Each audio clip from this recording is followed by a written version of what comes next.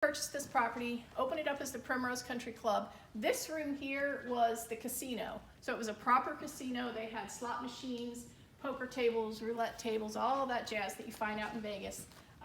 They had it in this room. It was illegal, of course. The gambling was illegal, and the club would get raided quite often. But this corner here, we call it the creepy corner,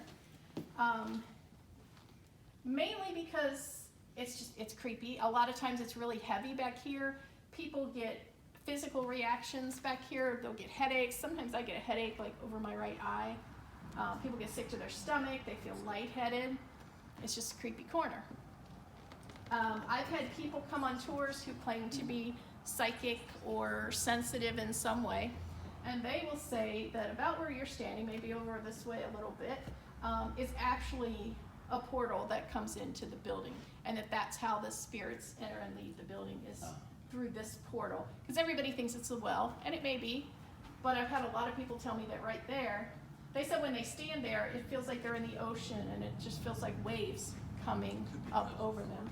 And this is just Could be. the well would be literally right under here or way down to, No, the well is where we started. oh, but this isn't a This- well over No, here. this is just what a lot of people that come on the tour, they feel drawn back here to this corner for some reason. And they feel that there's a portal there. So, but now here's my great story, probably my favorite story.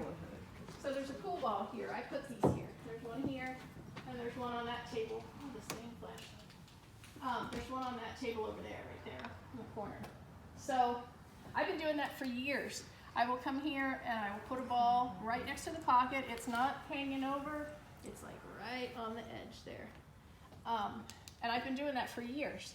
And I always ask the spirits to knock the balls in. And again, this was the same crazy tour that had the light flickering and the squeaky step.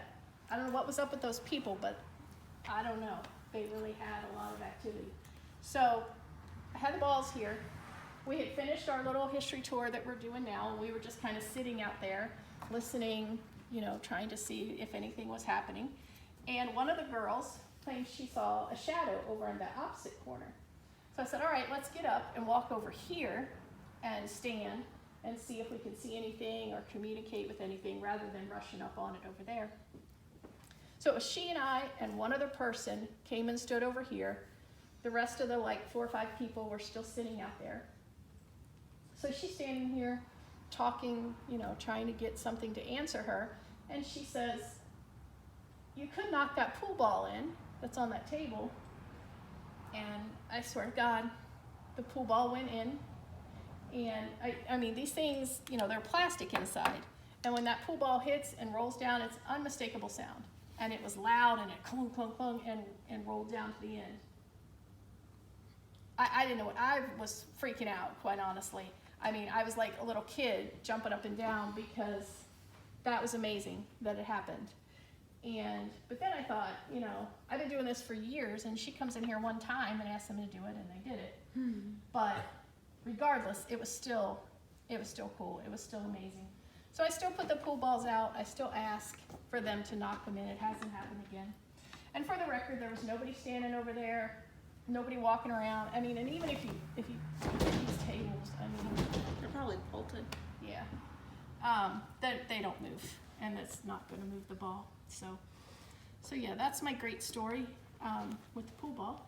So back to the history real quick, and then we'll be done with history. So Buck opened this up as the Primrose Country Club.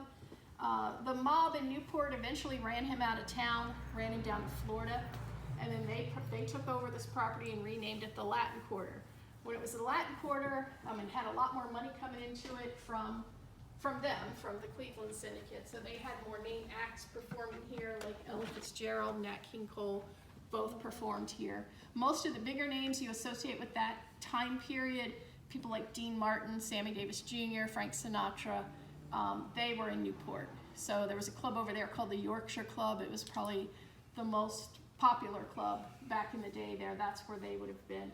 And I've heard stories that Marilyn Monroe was over there as well. So the Latin Quarter was here for many, many years. Once Vegas took off, Newport kind of started going downhill. got seedier and seedier, and eventually it was just all strip clubs and bars. All of the fancy nightclub type shows were gone. The Latin Quarter stayed open for a while. They ran some bingo games, and then eventually even their bingo games got shut down because I think they were skimming money and getting bingo cards from out of state, which is a big no-no. And then after that, it was empty for a couple years. It reopened as a biker bar called the Hard Rock. They also nicknamed it the Bloody Bucket, simply because it was so violent. There were always fights here. There were 2 people that were shot in the parking lot and died from their gunshot wounds. So those are 2 more deaths that have happened here. And those are the ones we know about. I mean, you have to remember, in the late 30s or early 40s, late 40s, this was a mob-owned club. And you know some stuff went down here. I mean, and they didn't keep records of it. They didn't, keep a list of people they had killed. So there could be countless other people that were killed here that we just don't know about. So the biker bar was open for a couple years. The city of Newport eventually shut it down.